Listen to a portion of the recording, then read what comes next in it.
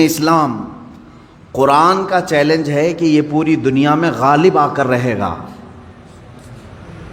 غالب آ کر رہے گا، اور قرآن کی کوئی بات جھوٹ ہو نہیں سکتی۔ اسلام غالب آئے گا پوری کائنات پر۔ سب سے بہتر، سب سے برتر جو دین کہلائے گا دنیا میں وہ اسلام ہوگا، کیونکہ یہی دین حق ہے جس کے متعلق قرآن پاک نے ارشاد فرمایا۔ اب یہ کب غالب آئے گا، کیسے غالب آئے گا؟ اللہ عز و جل قرآن عظیم میں یوں ارشاد فرماتا ہے، وہی ہے رب جس نے رسول کو بھیجا ہے دین حق کے ساتھ، هو الذی ارسل رسولہ بالہدی ودین الحق، ہدایت اور دین حق کے ساتھ بھیجا ہے، وہ اللہ ہے۔ اور اپنے رسول کو کس لیے بھیجا ہے؟ لِیُظْہِرَهُ عَلَى الدِّینِ كُلِّهِ، رب تعالیٰ فرماتا ہے تاکہ یہ رسول کا لایا ہوا دین دنیا میں سب سے زیادہ غالب آ جائے، ہر دین پر یہ غالب آ جائے۔ وَلَوْ كَرِهَ الْمُشْرِكُونَ، اگرچہ مشرک اس کو ناپسند کریں۔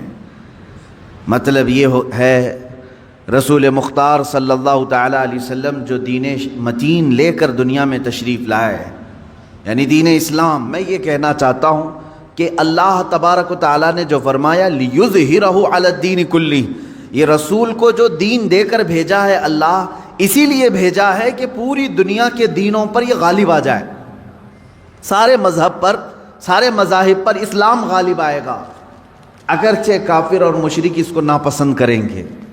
میرے عزیزو، وہ وقت اب تک نہیں آیا جو قرآن نے وعدہ کیا ہے کہ یہ دین غالب آ کر رہے گا، اب تک نہیں آیا۔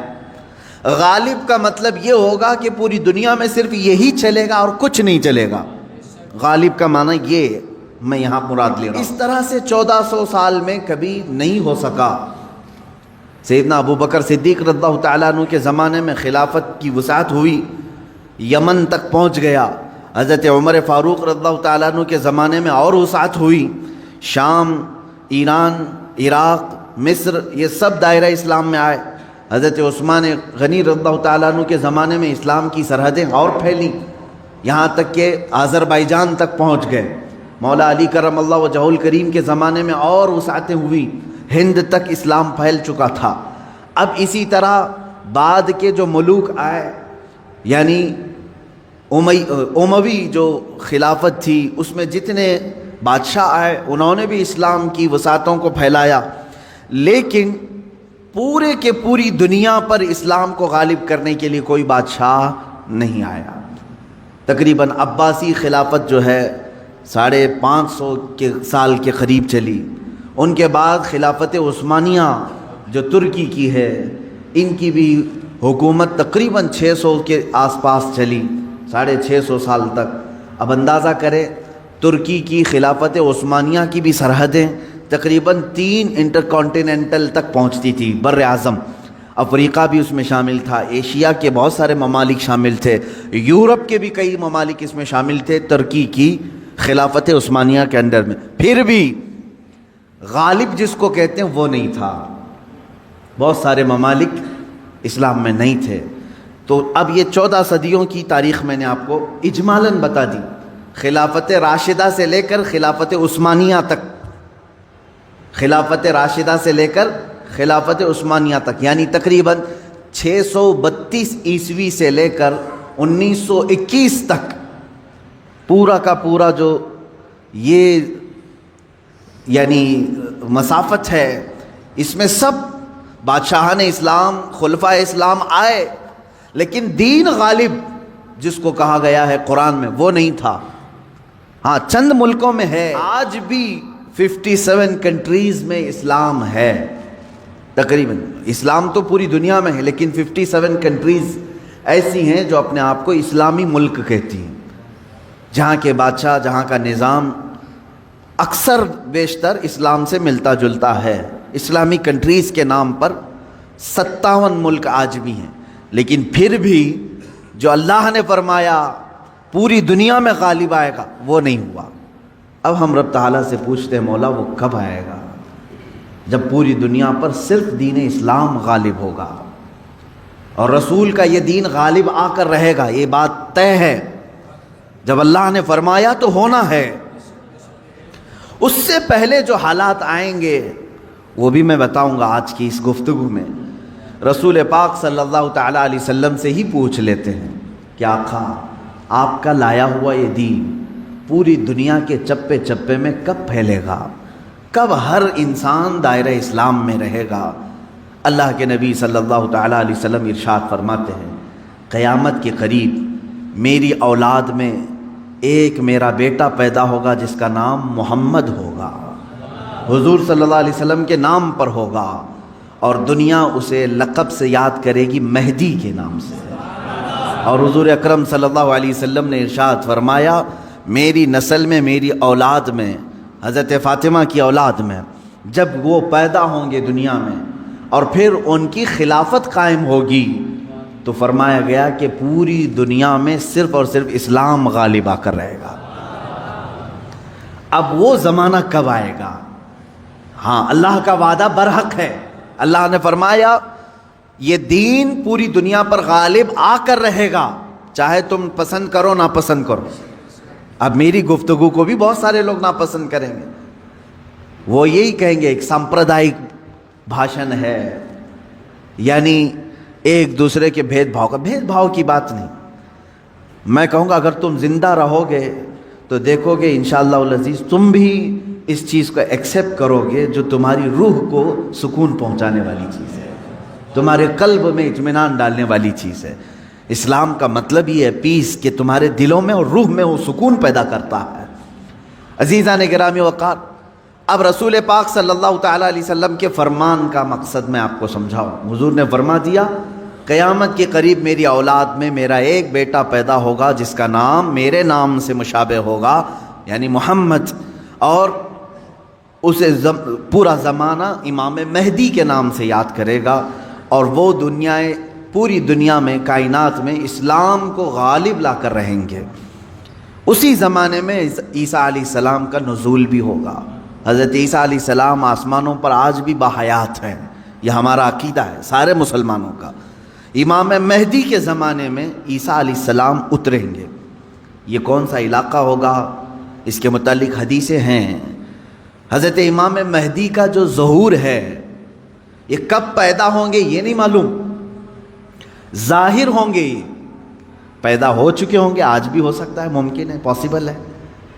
جب ان کی عمر پاک 30-40 سال کے آس پاس ہوگی اور یہ مکہ مکرمہ میں خانہ کعبہ کے طواف کے دوران ایک لشکر آئے گا جو خانہ کعبہ کو ڈھانے کی کوشش کرے گا، حملہ کرے گا، اور حضرت امام مہدی دعا کریں گے، آپ کی دعا کی بدولت اللہ تعالیٰ اس آئے ہوئے لشکر کو زمین میں دھنسا دے گا۔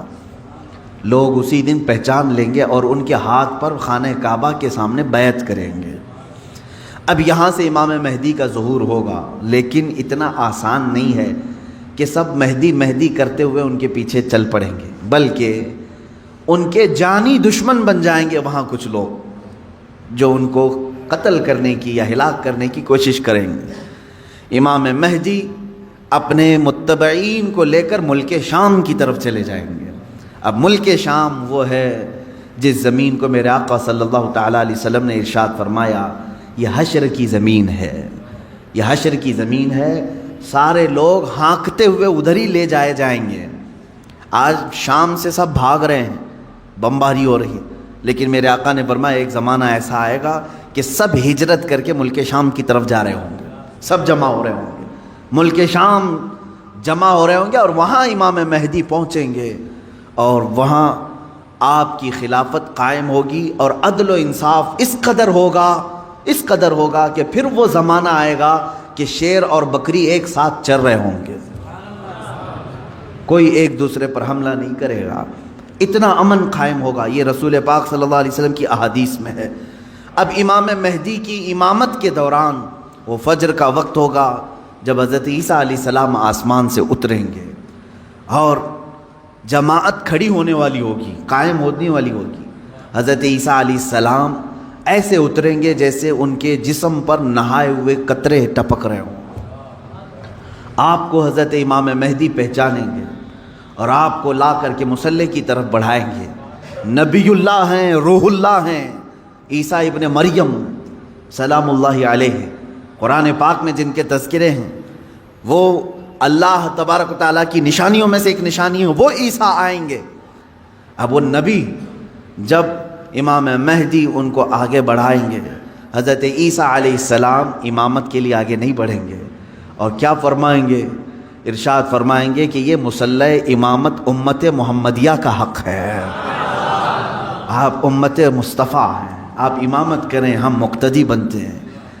اللہ اکبر، رسول پاک صلی اللہ علیہ وسلم کے مقتدی بنے سارے انبیاء، یہ تو معلوم ہے، لیکن رسول کی ایک امتی کے مقتدی بھی عیسیٰ علیہ السلام بن رہے ہیں۔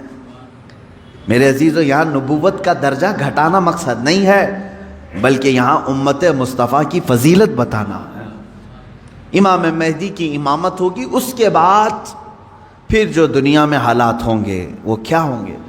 دجال آ چکا ہوگا، اور دجال اپنے فتنے پھیلا رہا ہوگا، اور اب دجال کو کون مارے گا، کون ختم کرے گا؟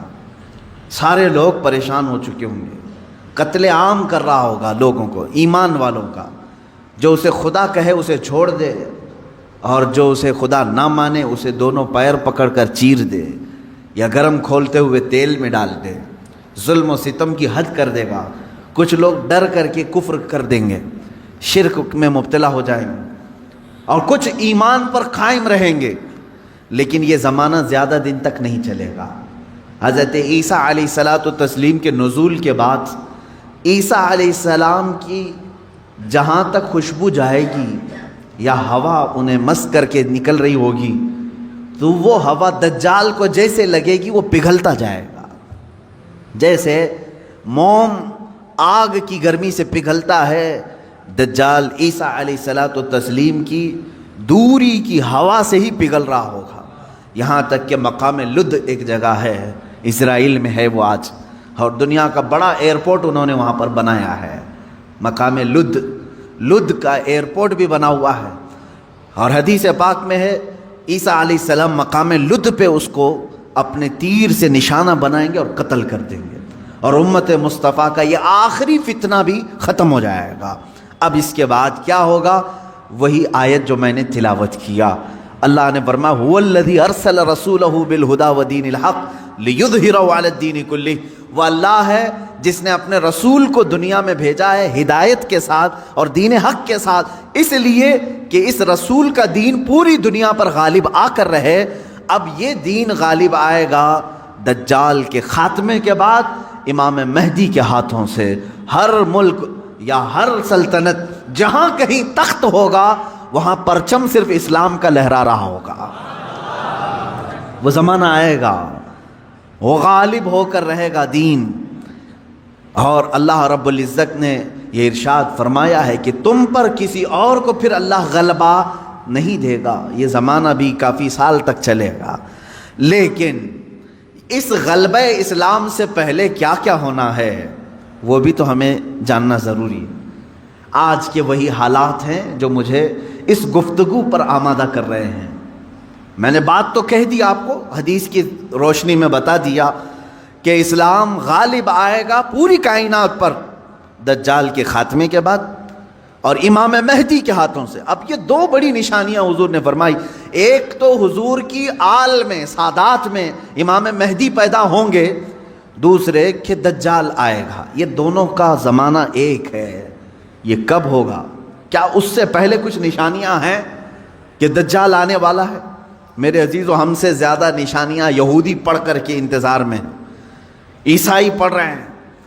ایک بات یاد رکھیں، دجال کے دشمنوں میں ہم ہیں اور عیسائی ہیں۔ وہ دجال کو بھی اپنا دشمن سمجھتے ہیں، عیسائی، وہ اینٹی کرسٹ ہے، عیسائیوں کا بھی وہ دشمن ہے، لیکن یہودی اس کو اپنا مسیحا سمجھتے ہیں۔ وہ کہتے ہیں ہمیں نجات دلانے والا، ہمیں پوری دنیا میں غالب کرنے والا۔ جیسے آج ہم حدیث پاک پڑھ کر کے کہہ رہے ہیں امام مہدی آئیں گے اور پوری دنیا میں اسلام غالب ہوگا، یہودی یہ کہتے ہیں لوسیفر آئے گا یا دجال آئے گا جس کو وہ مسیحا کہہ رہے ہیں، اور وہ ان کو نجات دلائے گا سارے ظلموں سے، اور پوری دنیا میں ان کی حکومت قائم کرنے میں ان کی مدد کرے گا۔ اور اس لیے دجال کے آنے سے پہلے جو جو نشانیاں ہونی ہیں یہ یہودی خود کر کے دکھا رہے ہیں۔ کیا ہے؟ بڑی مقدس کتابوں میں یہ باتیں لکھی گئی ہیں۔ دیکھنا دجال کے آنے سے پہلے دنیا میں ایک بڑی علامت یہ ظاہر ہوگی کہ دنیا حق کو باطل بنا کر پیش کرے گی اور باطل کو حق بنا کر پیش کرے گی۔ یہ ہے آج، سچ کو جھوٹ میں تبدیل کر کے دکھا دیا جائے، شعبدہ بازی، اور اچھے خاصے لوگ بھی، پڑھے لکھے لوگ بھی اس کو جھوٹ سمجھنے لگ جائیں، یعنی سچ کو جھوٹ بنانا اور جھوٹ بات کو سچ سمجھانا۔ یہ اس کام میں اگر سب سے زیادہ مہارت کسی کو ہے تو یہ دجالی میڈیا کو ہے۔ میڈیا آج دجال کے آنے کے راستے ہموار کر رہی ہے، اور خود عالمی میڈیا کی بات کر رہا ہوں میں، پوری دنیا کی میڈیا اس میں ملوث ہے۔ ذہنوں کو ڈائیورٹ کر دینا، اصل مدے سے بھٹکا دینا، یہ کام کون کر رہا ہے آج؟ سب سے زیادہ میڈیا کر رہی ہے۔ میرے عزیزو، سچ بات کو جھوٹ بنا کر پیش کرنا یہ دجال کے آنے سے پہلے ہوگا، اور کثرت سے ہوگا، کثرت سے ہوگا۔ یوں سمجھ لیں ایک پرہیزگار متقی شخص کو لا کر کھڑا کر دیا جائے گا اور اسے 100 لوگ بولیں گے یہ چور ہے، چور ہے، چور ہے، اور دنیا سمجھنے لگے گی کہ ہاں شاید چور ہے، دنیا سمجھنے لگ جائے گی۔ یعنی تقریباً 90% لوگ ان کی باتوں پر یقین کرنے لگ جائیں گے کہ شاید یہ چور ہے، شاید یہ چور ہے۔ اور اسی طرح کسی ظالم منحوس چور کو لا کر کے وہ کھڑا کریں گے اور کہیں گے یہ پرہیزگار ہے، یہ پرہیزگار ہے، یہ پرہیزگار ہے، اور دنیا اس کو پرہیزگار سمجھنے لگ جائے گی۔ کیا یہ دونوں چیزیں آج کرنے کے لیے پوری social media, internet, news channels نہیں ملوث ہیں اس میں؟ چوروں کو حکومت پر بٹھا کر کے ان کی فضیلت بیان کرنا ہندوستان سے زیادہ ہمیں کہاں نظر آئے گا؟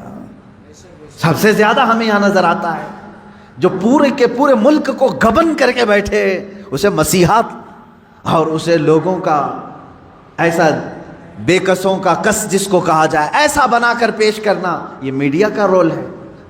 عزیزان گرامی وقار، پورے ذہنوں کو ڈائیورٹ کیا جائے گا اور تقریباً یہ جادو کی طرح اثر کر جائے گا لوگوں پر۔ مثال کے طور پر ایک جادوگر کسی محلے میں آتا ہے، شعبدہ بازی دکھاتا ہے۔ پہلے تو ہوتا تھا سڑکوں پر ہی کھڑے ہو جاتے تھے، سانپ کا کھیل دکھانے والے، یا کسی بچے کو لیٹا کر چادر اوڑھا کر اس کی گردن الگ کر کے دکھانے والے، یہ شعبدہ بازی ہوتی تھی۔ لیکن ایک بات یاد رکھیں، لوگ گھیرا ڈال کر دیکھتے تو ہیں، اس میں 90% لوگ صحیح سمجھ لیتے تھے، جبکہ وہ آنکھوں کا دھوکہ ہے۔ بہت ساری چیزیں اتنے شارپ طریقے سے وہ جادوگر کر کے دکھاتا ہے کہ تمہاری آنکھوں کو دھوکہ ہوتا ہے۔ لیکن میرے عزیزو، اسی مجمع میں 5 یا 10% ایسے لوگ بھی ہوتے ہیں جو اس کے ان کاموں پر یقین نہیں کرتے۔ ہے ہر زمانے میں جہاں پر بھی جو جادو دکھا رہا ہے اس کے مجمع میں پورے 100% لوگ یقین کرنے والے نہیں ہوتے، چند لوگوں کے دلوں میں شک ہوتا ہے کچھ تو اس نے گڑبڑ کیا ہے۔ اب یہ وہ لوگ ہوتے ہیں جن کی عقل سلیم ہوتی ہے اور دل پاک ہوتا ہے، ان کے اوپر جلدی جادو اثر نہیں کرتا۔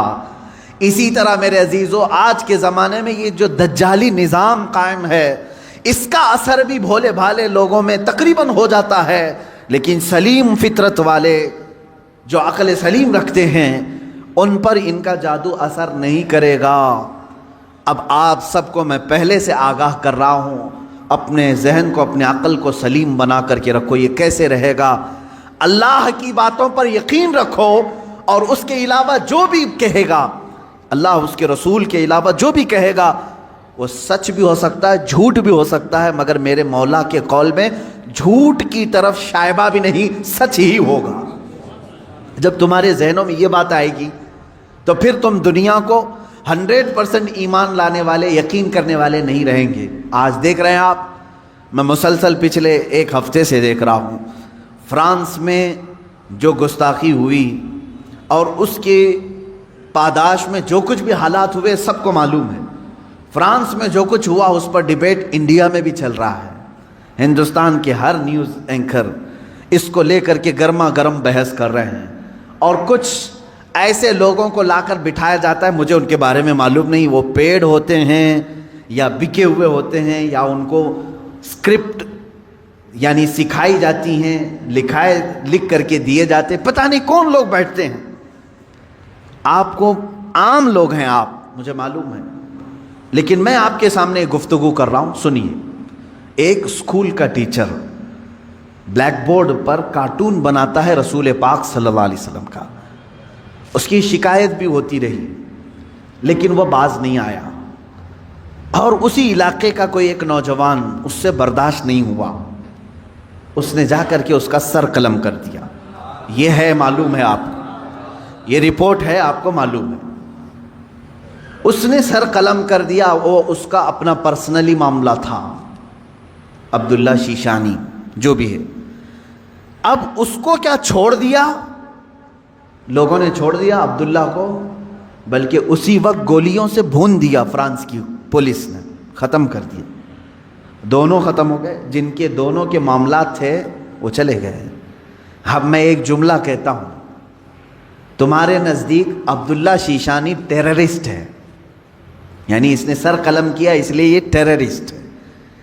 ہمارے نزدیک رسول کا خاکہ بنانے والا سب سے بڑا ٹیررسٹ. ظاہر سی بات ہے، اب فیصلہ یہی ہوگا. تمہارے نظر میں جو ٹیررسٹ تھا اس نے اس کو قتل کیا جو ہمارے نظر میں ٹیررسٹ تھا. بہرحال یہ معاملہ ہو گیا یا ختم ہو گئی بات. لیکن میرے عزیزو، اس واقعے کے بعد فرانس کی حکومت کو کسی ایک کی طرفداری کر کے گورنمنٹ بلڈنگوں پر حضور پاک صلی اللہ علیہ وسلم کے خاکے لگانے کا کیا مقصد تھا؟ حکومت کسی ایک ویکتی کے، ایک پرسنل شخص کی حمایت کرتے ہوئے اور گورنمنٹ کی بلڈنگ پر بڑی سائز میں حضور پاک صلی اللہ علیہ وسلم کی تصویر لگا رہی ہے، یعنی کارٹون بنا کر کے. کارٹون در حقیقت یہ گالی کی صورت ہے. آدمی صاف گالی نہیں دے سکتا تو اس کی صورت بگاڑ کر کے کہیں لکھ دے. حضور پاک صلی اللہ علیہ وسلم کو انہوں نے کیا. اب پوری دنیا بھر کے مسلمانوں میں جو غصہ ہے میرے عزیزو، یہ قتل جو ہو چکا تھا وہ 8 دن پہلے ہو گیا، 10 دن پہلے ہو گیا، معاملہ ختم ہو گیا. اس قتل پر کسی نے احتجاج نہیں کیا. کہیں ہے کسی پروٹیسٹ نہیں ہوا. پوری دنیا بھر کے مسلمان جو راستوں پر آئے یا پروٹیسٹ کیے، کس کے متعلق؟ فرانس کی حکومت نے جو یہ غلطی کی ہے، اپنی عمارتوں پر، گورنمنٹ کی بلڈنگوں پر جو رسول پاک کے خاکے لگائے، اس کے خلاف پوری دنیا بھر کے مسلمانوں کو غصہ ہے اور سب آئے. یہ بات صاف صاف میں بتا رہا ہوں آپ کو، سنیے. آپ کا میرا غصہ بھی کس پر ہے؟ دیکھیں، ٹیچر کا معاملہ ختم ہو گیا، اس نے کیا تھا، سامنے والے نے مار دیا، وہ معاملہ ختم ہو گیا، وہاں ختم ہو گئی چیز. اور جس نے قتل کیا اس کو بھی تم لوگوں نے نہیں چھوڑا، وہ بھی اس کو بھی گولیوں سے مار دیا، معاملہ ختم. لیکن ایک گورنمنٹ کا بلڈنگ پر اس طرح سے تصویریں لگانا، یہ در حقیقت پوری دنیا کے مسلمانوں کو جھنجھوڑنا تھا، پوری دنیا کے مسلمانوں کے دلوں پر ضرب لگانا تھا. اب ہم پروٹیسٹ کیے، آپ پروٹیسٹ کیے، ہم نے کہا، لیکن ہندوستان میں آنے کے بعد اب دجالی نظام کی جو میڈیا ہوتی ہے یہ کیا کرتی ہے؟ پورے بحث کو ڈائیورٹ کرتی ہے، پورے مدے کو ڈائیورٹ کرتی ہے. یہ سارے جتنے پروٹیسٹ ہو رہے ہیں، نیوز والے اسے کیا دکھا رہے ہیں جانتے ہیں آپ؟ نیوز والے یہ دکھا رہے ہیں کہ دیکھو، ایک ٹیررسٹ کی حمایت میں اتنے مسلمان ہندوستان کی سڑکوں پر آ گئے. یعنی عبداللہ شیشانی نے جو قتل کیا ٹیچر کا، اس کی حمایت میں یہ سارے لوگ کھڑے ہیں اور پورا ڈیبیٹ اسی پر چل رہا ہے. کیا آپ لوگ ہندوستان میں رہ کر کے ایک قتل کی حمایت کرتے ہیں؟ ایک قتل کی حمایت کرتے ہیں؟ ہم نے کہاں یہ قتل کے متعلق پروٹیسٹ کیا ہے؟ بتاؤ ذرا صحیح. اس عبداللہ نامی لڑکے کا کسی ایک کے ہاتھ میں بینر آیا پوری دنیا میں کہیں پر کہ اس کے قتل کی حمایت میں پروٹیسٹ ہو رہا ہے؟ میرے عزیزو، پورے مدے کو ڈائیورٹ کرنا یہ میڈیا کا کام ہے، جبکہ انہیں معلوم ہے کہ پوری دنیا کے مسلمان جو پروٹیسٹ کر رہے ہیں وہ قتل کے متعلق نہیں، بلکہ وہ فرانس کی گورنمنٹ کی حرکتوں پر پروٹیسٹ کر رہے ہیں۔ اب اس کی ایک مثال میں آپ کو بتا دوں، یہ میڈیا اینکرز یہ کہتے ہیں کہ فرانس کا وہ اندرونی معاملہ ہے، وہ چاہیں ان کو فریڈم آف ایکسپریشن ہے، وہ سیکولر ہیں، وہ چاہیں تو کسی ایک ویکتی کی حمایت کریں اور بلڈنگ کی پوری تصویر لگا دیں رسول پاک صلی اللہ تعالیٰ علیہ وسلم کی تصویر سے۔ میرے عزیزو، اگر یہ فرانس کا اندرونی معاملہ ہے تو انڈیا میں ڈیبیٹ کیوں ہو رہا ہے؟ آپ کے نیوز روم میں یہ بحث کیوں ہو رہی ہے؟ آپ یہ سمجھیں اس زمانے کا سب سے بڑا خطرناک جال یہ میڈیا ہے، نیوز کا جو اب ظاہر سی بات ہے یہ ہماری بھی کلپس اٹھا کر کے چلائیں گے اور پھر ہمیں بھی بتائیں بھڑکاؤ مولانا ہے، سامپردائک پھیلانے والے ہیں، ہماری گفتگو کو کاٹ کر کے پیش کریں گے، ان کا کام ہی وہ ہے۔ لیکن میں آپ کو بتاؤں کہ پورے ہندوستانی مسلمانوں کے دماغ کو ڈائیورٹ کر رہے ہیں کہ تم لوگ جو پروٹیسٹ کر رہے ہو ایک قتل کی حمایت میں کیسے پروٹیسٹ کر رہے ہو؟ ان سے کوئی بھی ڈیبیٹ میں بیٹھنے والا یہ نہیں کہہ رہا ہے، بلکہ وہاں ثابت کرنے کی کوشش کر رہے ہیں قتل ایسا ہو سکتا ہے، ویسا ہو سکتا ہے۔ میرے عزیز، یہاں کہنا تو یہ چاہیے تھا قتل ہوا اور اس کے مقابل میں جس نے قتل کیا اس کا بھی قتل ہو گیا، ہم اس مدے پر بات نہیں کر رہے ہیں، ہم تو گورنمنٹ کے خلاف بات کر رہے ہیں جو فرانس کی حکومت نے اپنی عمارتوں پر میرے آقا کی تصویر کشی کی ہے، ہم اس کے خلاف کھڑے ہیں۔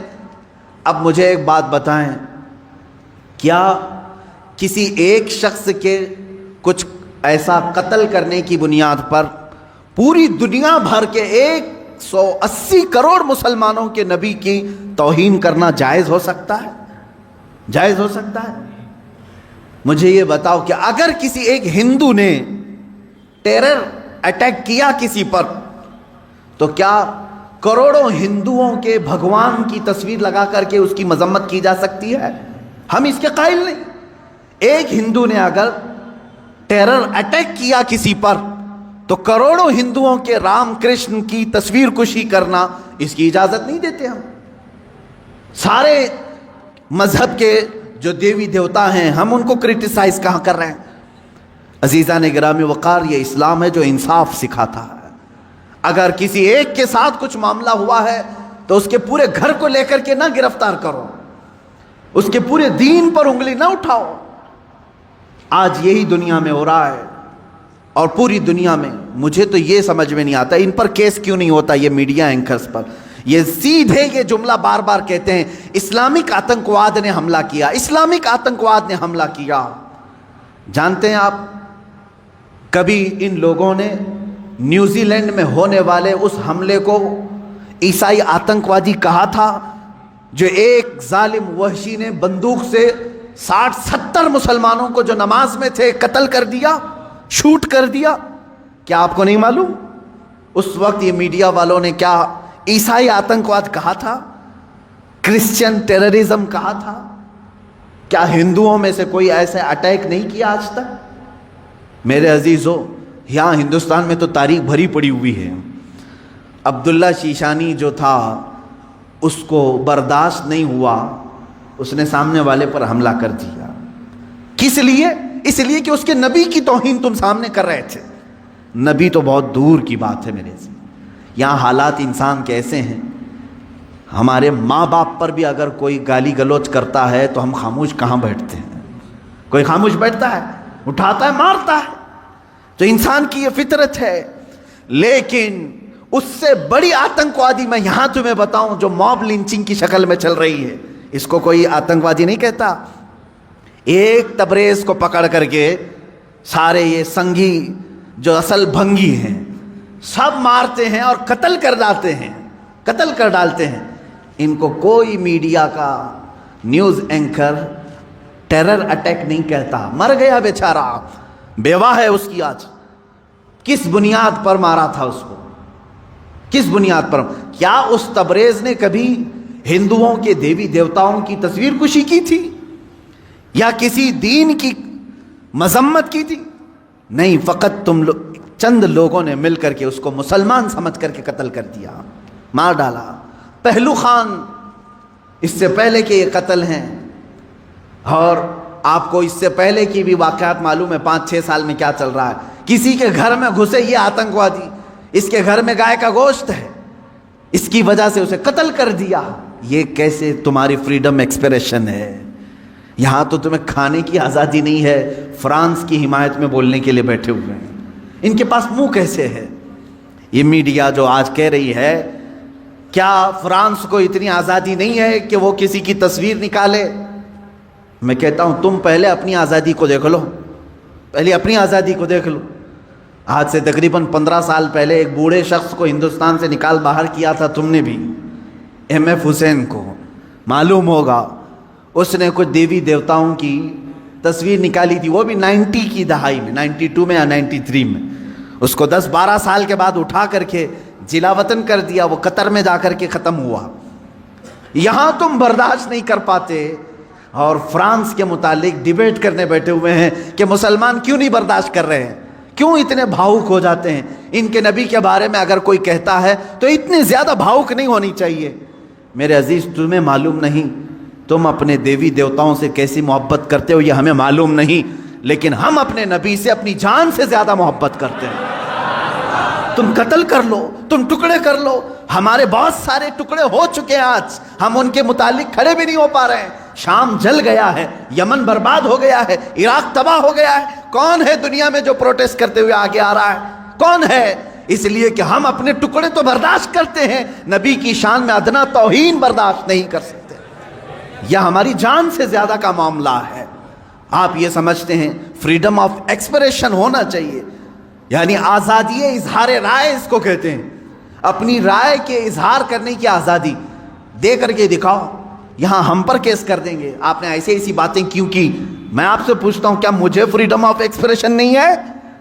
فریڈم آف سپیچ نہیں ہے؟ ہمیں گفتگو کرنے کی ہمارے پاس یہاں پر کسی کو آزادی نہیں۔ کتنے تو رپورٹروں کو ان لوگوں نے جیل میں بھیج دیا ہے حق بات بتانے کی وجہ سے۔ ابھی کل یا پرسوں ایک کتے کو گرفتار کیا ہے تو پورے کی پورے لوگ راستوں پر کھڑے ہو گئے۔ نہیں، یہ فریڈم آف ایکسپریشن کے خلاف ہے، اس لیے کہ ہمارا پالا ہوا تھا، تم نے کیسے پکڑ لیا؟ ہمارا پالا ہوا تھا۔ اصل میں بات یہ ہے کہ ایک اسٹیٹ کی میونسپلٹی نے یا پولیس نے یہ سمجھا کہ آوارہ کتا ہے اور گرفتار کر لیا۔ ہوا ایسی ہی، ادھر ادھر پھرنے والے کتوں کو میونسپلٹی گرفتار کرتی ہے، لیکن شاید میونسپلٹی کو معلوم نہیں تھا اس کے گلے میں پٹا تھا کسی کا، وہ پالا ہوا تھا۔ اس کی وجہ سے اب مالک راستے پر آ گئے کہ ہمارا کتا گرفتار ہو گیا ہے۔ لیکن میرے عزیزو، یہ ڈبل رول آپ کو معلوم نہیں۔ آپ ایک دوسرے اسٹیٹ میں جائیں، تحقیق کریں، آپ کو معلوم ہوگا صرف 4 سال کے اندر 10 یا 12 ایسے نیوز اینکر ہیں جنہوں نے صحیح بات بتائی تو ان پر کیس ٹھوک دیا اور انہیں اندر بھیج دیا ہے۔ وہاں کہاں ہے فریڈم آف ایکسپریشن؟ یہ جو دنیا میں چل رہا ہے، اس جال کو سمجھو، یہ دجال کے آنے سے پہلے کا جال ہے۔ آپ سے صرف اور صرف میں ایک ہی گزارش کروں گا، اور میری بات سننے والوں سے میری اپیل ہے، ایک اپیل ہے کہ آج اللہ رب العزت نے تمہیں عقل سلیم عطا کیا ہے، جو کچھ یہ جادو دکھا رہے ہیں اس پر 1% بھی یقین مت کرنا، یقین مت کرنا۔ اس جال سے اپنے آپ کو باہر کر لو۔ جو TRP کے چکر میں پورے گھوٹالے کر رہے ہیں ان سے تم باز آ جاؤ، نکل جاؤ۔ دنیا کی خبریں دیکھنے کے لیے آپ کو صرف اور صرف ان کی بکواس دیکھنا ضروری نہیں ہے۔ اب دنیا گلوبل ولیج کی شکل اختیار کر چکی ہے، ادھر نظر ہٹاؤ ادھر نظر ہٹاؤ سب تمہیں دکھ جائے گا، لیکن ان دجالی نظام کے پیروکاروں کے پیچھے نہ جائیں۔ یہ میری آج کی یہی گزارش ہے، ورنہ جادو تم پر بھی اثر کرے گا اور تم بھی وہی بولی بولو گے، تم بھی وہی بولی بولو گے۔ 4-5 سال کے اندر ان لوگوں نے ایسا ہی فیلڈ بھی بنائی، جو پہلے کٹر دشمن تھے وہ آج کٹر حامی بن گئے۔ ان کے جے جے کار کرنے لگے، یہ بھی آپ نے دیکھا ہوگا۔ تو میڈیا کا اثر دماغوں پر آنے نہ پائے، اس بات کی میں اپیل کروں گا، اس لیے کہ دجال کے آنے سے پہلے جو علامات بتائی گئی اس میں سب سے بڑی علامت یہ ہے، حق کو باطل بنا کے پیش کیا جائے گا اور باطل کو حق بنا کر پیش کیا جائے گا۔ جیسے فلسطین کو بھی دیکھ لیں، فلسطین ایک چھوٹا سا ملک، یہ فرسٹ ورلڈ وار میں مسلمانوں کی آبادی پوری 4000 یہودیوں کو رہنے کے لیے شرن دیا گیا، شرن کہتے ہیں نا، پناہ دی گئی 4000 یہودیوں۔ اب یہ ان کی ہجرت شروع ہوئی 4000 سے، فلسطین جانے لگے لاکھوں کی تعداد میں پہنچ گئے۔ 1948 کے زمانے میں 1947 جو ہماری آزادی کا سال ہے، اسی کے دوسرے سال اسرائیل میں وہ جو 4000 آئے تھے اب لاکھوں کی تعداد میں جمع ہوئے، انہوں نے اعلان کر دیا کہ یہ فلسطین نہیں ہے، یہ اسرائیل ہے، یہ ہمارا ملک ہے، ہمارے باپ داداؤں کا ملک ہے، پہلے سے ہم یہیں آباد تھے۔ اب وہ دنیا کو منانے لگے، اپنی ایمبیسیاں ہر ملک میں کھولنے لگے۔ کچھ ملک اس وقت نہیں تسلیم کر رہے تھے کہ نہیں تم کنٹری نہیں ہو، تم زبردستی قبضہ کیے ہو، لیکن میڈیا نے اتنا دماغ واش کیا کہ آج عرب کی دھرتی پر بیٹھے ہوئے بادشاہ بھی یہ کہنے لگے فلسطین تھا ہی نہیں، اسرائیلی اصل ہے۔ مان لیا، یہ جادو اثر کر گئے۔ آج متحدہ عرب امارات بھی کہتا ہے کہ اسرائیل ایک کنٹری ہے، ہم اس کو تسلیم کرتے ہیں۔ سعودی نے بھی تسلیم کر لیا، جارڈن تو بہت پہلے سے تسلیم کیا ہوا، مصر تسلیم کیا ہے، اب سوڈان کی باری ہے۔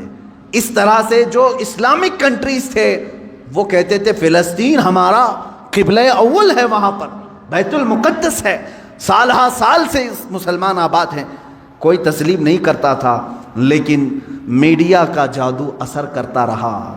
انہوں نے ایسی فیلڈ بنائی کہ اب ہر کوئی ان کے انڈر میں آتا رہا۔ یہ دجال کے آنے سے پہلے یہ فیلڈ ہموار کی جائے گی۔ اب مسلمانوں، آپ اپنے ذہن کی خبر لو، اپنے دماغ کی خبر لو، کیا ان کی بنائی ہوئی فیلڈ پر تم بھی اپنا دین بیچ کر کے ان کی جے جے کار کرو گے، یا پھر رسول پاک کے لائے ہوئے دین پر برقرار رہو گے؟ اپنے ذہن کی خبر تم خود لے لینا۔ دنیا جو دکھا رہی ہے میں اس کو ایکسپٹ کر لوں گا۔ جیسے مار کر کے کسی کو چور کہلوایا جائے، پولیس کا کام ہوتا ہے، وہ ظلم برداشت نہیں کرتا، آخر میں کہتا ہاں میں نے چوری کر لیا، لے جا کر کے کورٹ میں پیش کر دیا، دیکھو ہم نے اس کو اقرار کرا دیا اس نے چوری کیا، تم نے اس پر اتنی لاٹھیاں ماری، اتنا کچھ کیا، مجبور ہو کر کہ اس نے کیا۔ یہی کام پوری دنیا میں کیا جائے گا، جگہ جگہ پکڑ کر کے مارنا، تمہاری داڑیاں کھینچنا، تمہاری ٹوپیاں اتارنا، تمہیں قتل عام کرنا، کسی ملک سے دربدر کرنا، مسلمان ڈر جائے، سہم جائے۔ اور یہ جو بولی بول رہے ہیں کہ تم آتنکواد ہو، تم ان کے ظلم کو برداشت نہ کر پا کر کے یہ کہنے لگ جاؤ گے کہ ہاں صحیح میں یہ مسلمان آتنکواد ہیں۔ یہاں تک وہ تمہیں لانا چاہتے ہیں، یہاں تک لانا چاہتے ہیں۔ میرے عزیزو، یاد رکھنا یہ جو ظلم کیے جا رہے ہیں آج پوری دنیا میں، اس سے خطرناک ظلم دجال کے زمانے میں آئے گا۔ حضور پاک صلی اللہ تعالیٰ علیہ وسلم نے فرمایا، آدم علیہ السلام کی پیدائش سے لے کر قیامت تک جتنے فتنے آئے ان میں اگر سب سے بڑا کوئی فتنہ ہے تو وہ دجال کا ظہور ہے۔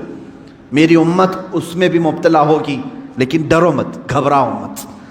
دجال کے آنے کے بعد ہم بچیں گے کیسے؟ ایک بات یاد رکھنا، جس کے ساتھ اللہ ہے، رب ذوالجلال کا یقین اس کے دل میں ہے، وہ دجال کیا 100 دجالوں سے بھی بچ جائے گا۔ اور جو دجال کے فتنوں سے بچ گیا، میرے آقا صلی اللہ علیہ وسلم نے بشارت دی، وہ بغیر حساب کتاب کے جنت میں جائے۔